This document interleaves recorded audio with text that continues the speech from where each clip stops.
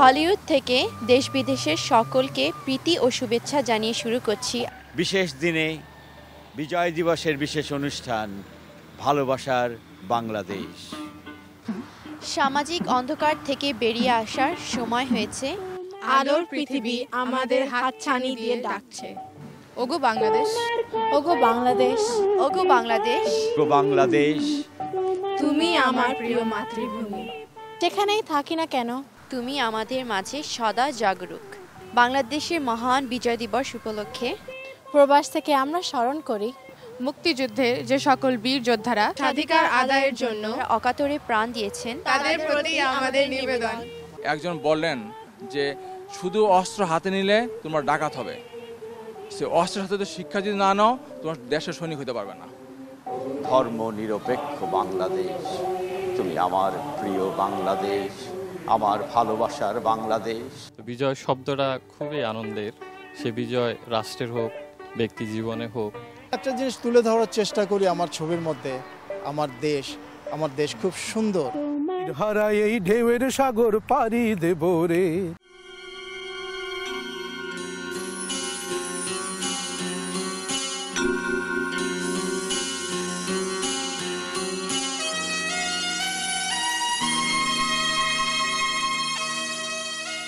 মানুষের প্রকৃত ঠিকানা দেশ, এই আকাশ মাটি প্রকৃতি চিরচেনা চির আপন। কত মধুর স্বদেশের হাওয়া, রোদের ঝিলিক, চাঁদের আলো, দেশের সুখ দুঃখের সাথে মানুষের আমৃত্যু মিশে থাকা।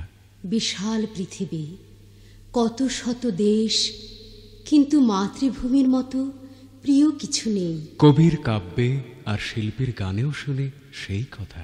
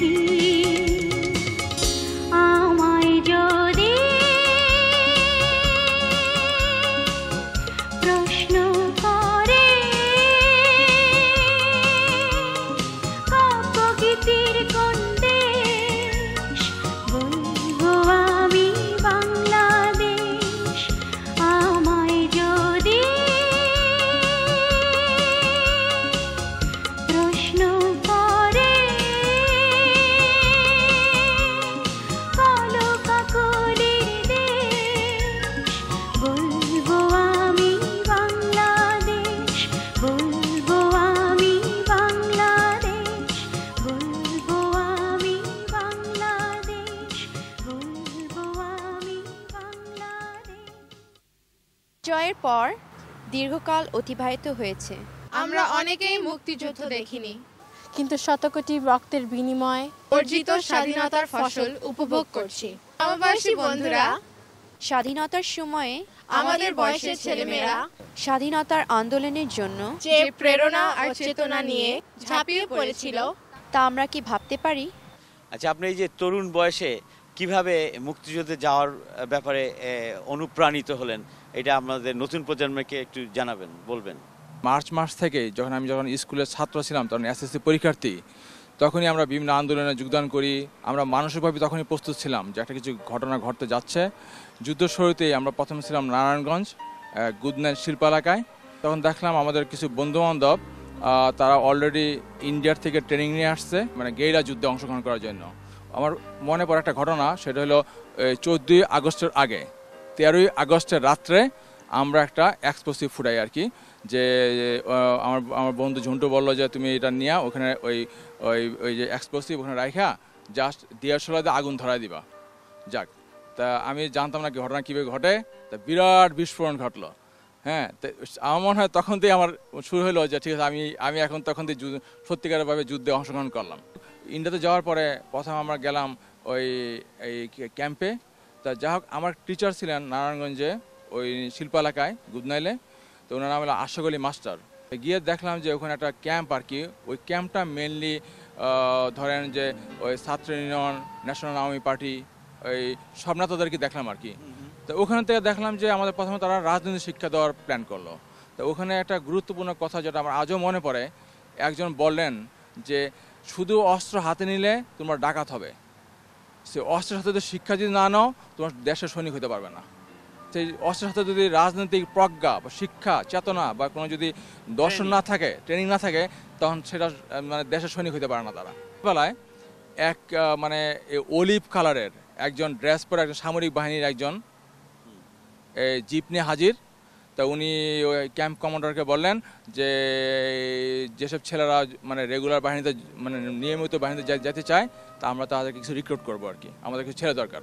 তা আমরা লাইনে দাঁড়াই। তা আমার এক বন্ধু ছিল, নাম হলো গুদনাইলেরই, সে নাম হলো হাবিবুল। সে বলল চল এই রেগুলার আর্মিতে যাই, কামান চালাতে পারবি, ট্যাঙ্ক চালাতে পারবি, আমরা ওই দেশে গিয়ে ওই ছোটোখাটো স্ট্যান্ড গানতে কী যুদ্ধ করবি, কামান ট্যাঙ্ক এগুলো বড় বড় অস্ত্র, ওগুলো যুদ্ধ করা ভালো, জোশ চল যাই আর কি। ওকে, তা আমরা লাইনে দাঁড়ালাম। তা উনি আমাদেরকে অনেককে সিলেক্ট করে ট্রাকে উঠাইলেন আর কি তোরা ক্যাম্পে। পরে শুনলাম সেটা নাকি একটা নতুন বেঙ্গল রেজিমেন্ট হবে, নাম হলো 11 Bengal regiment, 11th east Bengal regiment. তো ওনার তখন উনি মেজর নাসিম, উনি ছিলেন কমান্ডিং অফিসার। তো উনি 2nd বেঙ্গলের আলফা কোম্পানির কমান্ডার ছিলেন, তখন ছিলেন ক্যাপ্টেন। তো উনি আলফা কোম্পানির সমগ্র সৈনিকদেরকে নিয়ে বিভিন্ন হাবিলদার, তো নায়ক, হ্যাঁ, ওদেরকে নিয়ে উনি 11 বেঙ্গলটা তৈরি করেন। তো এটা হ্যাঁ, আমি আমরা তো মানে সব মানে স্টুডেন্ট, আমরা তখন সৈনিক হিসাবে জয়েন করি আর কি। তো যুদ্ধের উল্লেখযোগ্য ঘটনার মধ্যে হলো ডিসেম্বর 6 তারিখ আমার সবসময় মনে থাকবে। আমি ছিলাম চার্লি কোম্পানিতে 11 বেঙ্গল রেজিমেন্টের। যাক, আমরা তখন অ্যাডভান্স করি, তখন ওই যে মানে ওটা বলে শাহবাজপুর ব্রিজ, ওটা মানে সরাইলের যাওয়ার আগে আর কি, মানে ব্রাহ্মণবাড়িয়ার এলাকায় শাহবাজপুর ব্রিজে তিতাস নদীর পাড়ে। ও ব্রিজে ওঠার সময়ই তখন দেখলাম যে আমাদের পিছ থেকে হঠাৎ করে যে পাকিস্তান আর্মির 2টা মানে ট্রাক আসলো আর কি। হ্যাঁ, তারপর যাক, তখন আমরা তো সবাই পজিশন নিলাম। তখন গুলাগুলি ছুরি হইলো, প্রায় ঘন্টাখানিক গুলাগুলি বেশ চললো। তখন আমরা জানতে পারলাম না কে মারা গেল, কি হইলো না হইলো। তো অনেক ধুমা, অনেক কিছু হইলো। শেষে দেখলাম তারা ওই পাকিস্তান আর্মিরা ওই ট্রাক থেকে নামার পর দৌড়দৌড়ি করলো। তো আমরা সবাই পিছে পিছে গেলাম, গিয়ে তার সারেন্ডার করাইলাম। হ্যাঁ, আমার অনেক বন্ধুবান্ধব। পরে শুনলাম যে আমাদের যে মানে 11 বেঙ্গলের কমান্ডিং অফিসার মেজর নাসিম, তখন উনি গুরুত্বভাবে আহত হন আর কি। তো এই জন্য আমরা তো সবারই মন খারাপ ছিল ওই দিন। হ্যাঁ, যে উনি মানে ওনার অনেক মানবিক গুণাবলী ছিল, যেটা আমরা ওই ট্রেনিংকালে দেখতে পেলাম। সেটা হলো যে যখন আমাদের 11 বেঙ্গলের ট্রেনিং শুরু হয়, তখন ট্রেনিংটা খুব কষ্ট। তো অনেকে মানে ওই ট্রেনিংটা ছাইরা চলে যেতে চাইলেন আর কি, অনেক ছেলেরা। একদিন ওই মেজর নাসিম সবাইকে বললেন, ওকে তোমরা যারা চলে যেতে চাও, যারা থাকতে চাও না এখানে, ওকে কাম আউট অ্যান্ড গো। এবং গেল, অনেকেই গেল। হ্যাঁ, অনেকে মানে আমার যে বন্ধু যে ছিল, যে হাবিব করার নাম, আমাকে যে ইন্সপিরেশন করছিল যে তুমি, হ্যাঁ সে আমার তো অনেক মোটা, সে আমার তো অনেক শক্তিবান, কিন্তু জানলাম না সেও চলে গেল। আমার বলা দোস্ত অনেক কঠিন। গেলেন না কেন? আমি ভাবলাম যে না, আমার একটা মানসিক মানবিক মানে কি একটা চিন্তা ভাবনা, যে একটা কাজ শুরু করতে গেলে ওটা শেষ করতে হবে। হ্যাঁ, আপনি কারণ দেশ জাতির জন্য, সেটা আমি ভাবলাম যে যদি আমরা সবাই যদি চলে যাই যুদ্ধ কে করবে। নরসিংদী কলেজে থাকার পরে তখন তো দেশ স্বাধীন, রাস্তায় মানুষ সবাই আসা মানে আমার সাথে মুলাকাত করলো, আসলো সবাই। যে ওরা অনেকে ধারণা যে ওরা তো দেখেনি যে ড্রেস পরা বাংলাদেশের একটা বেঙ্গল রেজিমেন্ট, রাইট? এটা অনেকের জন্য একটা আনন্দের ব্যাপার ছিল। সমগ্র ঢাকা শহরবাসী আমাদেরকে যে অভ্যর্থনা দিলেন সবাই, যে ফুলের মালা, তারপরে ফুল সব কিছু দেওয়া, তাদের ধারণাই ছিল না। তারা ভাবছে যে তারা প্রথম দেখছে 16 ডিসেম্বরে দেখছে ইন্ডিয়ান আর্মি, তারা বাংলাদেশ আর্মি দেখেনি।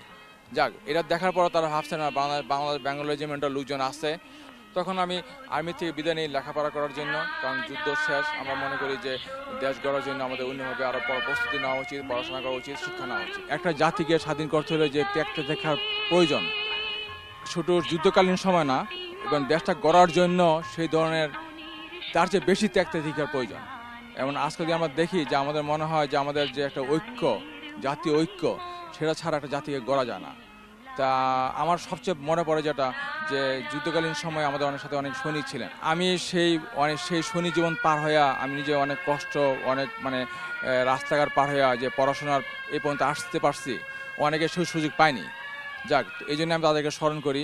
মুক্তিযুদ্ধে অংশগ্রহণ করার ফলে এত বছর পার হয়ে গেল, এই এত বছর পরে নতুন প্রজন্মকে আপনি কি শিক্ষণীয় কথা বলতে চান? পরিশ্রম ছাড়া কোনো কিছু অর্জন করা সম্ভব নয়। অর্জন করার পরে রাখার জন্য আরো বেশি কষ্ট করতে হয়। প্রবাসে অভিবাসী মানুষ ভুলে যায়নি দেশ ও জাতির কথা। চিন্তা ভাবনা ও চেতনার অনুভূতিতে বিরাজ করছে বাংলাদেশ।